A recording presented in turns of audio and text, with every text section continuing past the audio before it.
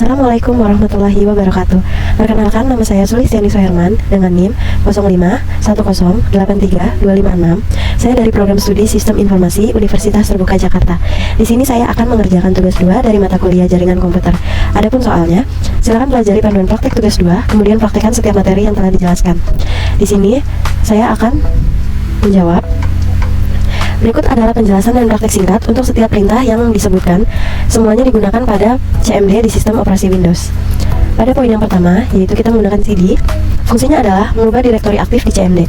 Contohnya, kita tulis di sini CD C user.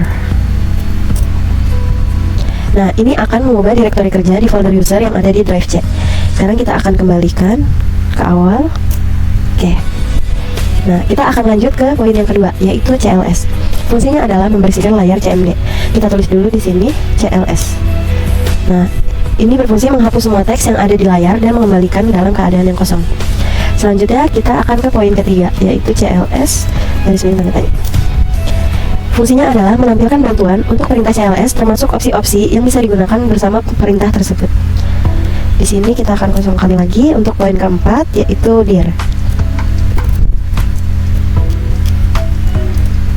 Nah, fungsi dir ini menampilkan bantuan untuk perintah dir yang digunakan untuk menampilkan daftar isi dari direktori saat ini. Opsi garis miring menunjukkan informasi tambahan atau parameter yang bisa digunakan dengan perintah dir. Kita kosongkan lagi untuk poin yang kelima. Baik, di sini kita menggunakan if config.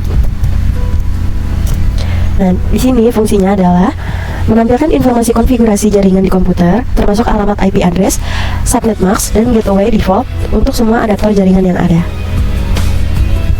Setelah itu kita akan beralih ke poin yang keenam, yaitu if config all. Nah, fungsinya adalah untuk menampilkan detail dari konfigurasi jaringan, termasuk detail adaptor jaringan, alamat DNS, DHCP, dan yang lain-lain untuk setiap koneksi jaringan yang aktif.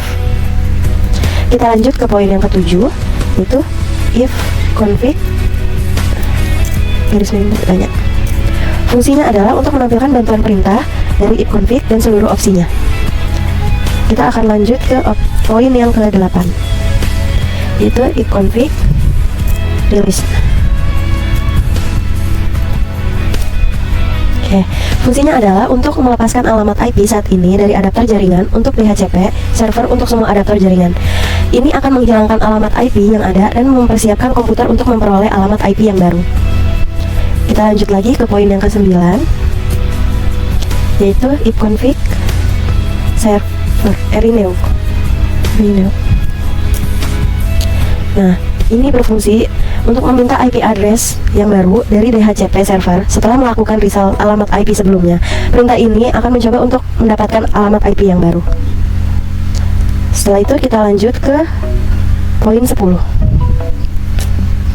Poin 10 adalah if config display DNS.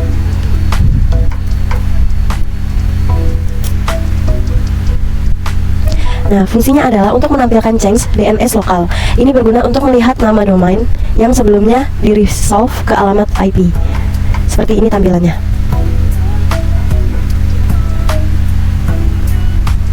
Oke, kita lanjut ke poin yang ke-11, yaitu if config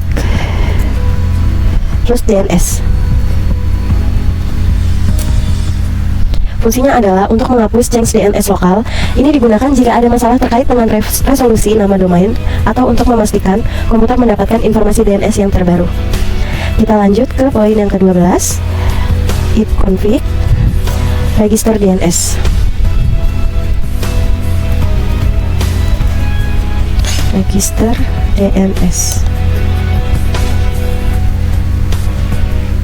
Register DNS. Oke. Fungsinya adalah untuk memperbaharui dan mendaftarkan ulang nama DNS komputer ke DNS server. Ini biasa digunakan untuk memperbaharui catatan DNS yang terkait dengan komputer di jaringan lokal atau internet. Kita lanjut ke poin yang ke-13, yaitu ping. Fungsinya adalah untuk mengirimkan paket ICMP untuk mengecek konektivitas ke host tertentu. Perintah ini sering digunakan untuk mengecek koneksi jaringan. Untuk poin ke-14 itu netstat. Fungsinya adalah untuk menampilkan koneksi jaringan aktif dan port yang digunakan. Ini mencakup daftar port yang terbuka, status koneksi TCP atau IP, dan informasi lainnya terkait jaringan. Dia akan menampilkan seperti ini. Kita lanjut ke poin 15, yaitu thread. Oke, fungsinya adalah untuk menelusuri rute hop ke alamat tujuan. Thread cloud ini mengidentifikasi setiap hop atau titik perantara di sepanjang jalur koneksi. Kita lanjut ke poin 16, yaitu path ping.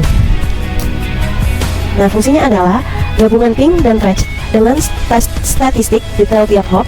Path ping mengirimkan paket ke jalur tertentu, mengukur waktu respon, dan kemudian memberikan informasi yang lebih mendalam mengenai setiap hop dalam rute tersebut, termasuk kehilangan paket. Kita lanjut ke poin 17, itu let's look up. Nah, fungsinya adalah menyediakan informasi DNS, dominan, atau IP tertentu. Dengan perintah ini, kita bisa mencari alamat IP yang terkait dengan nama domain atau mencari nama domain yang terkait dengan alamat IP.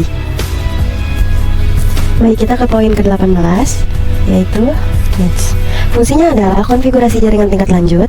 Kita dapat mengkonfigurasikan dan memecahkan masalah pada berbagai pengaturan jaringan di Windows. Kita dapat menggunakan untuk mengkonfigurasi firewall, pengaturan IP, dan banyak pengaturan jaringan lainnya. Di sini kita beri contoh firewall. Oke. Nah, seperti ini. Kita lanjut ke poin ke-19, yaitu router. Nah, fungsinya adalah untuk menampilkan atau memodifikasi table routing IP. Table routing adalah daftar aturan yang digunakan oleh sistem untuk memutuskan rute mana yang akan digunakan dan mengirim paket jaringan. Kita lanjut ke poin ke-20 atau poin yang terakhir, yaitu net. Nah, fungsinya adalah untuk mengelola jaringan dan sumber daya, user, share, dan yang lain-lain. Beberapa subperintah yang sering digunakan dengan net termasuk netuse untuk menghubungkan drive jaringan, netuser untuk mengelola akun pengguna, netshare untuk berbagi folder, dan yang lain-lain. Cukup sekian yang bisa saya jelaskan. Kurang lebihnya mohon maaf. Wabillahi taufiq wal hidayah. Wassalamualaikum warahmatullahi wabarakatuh.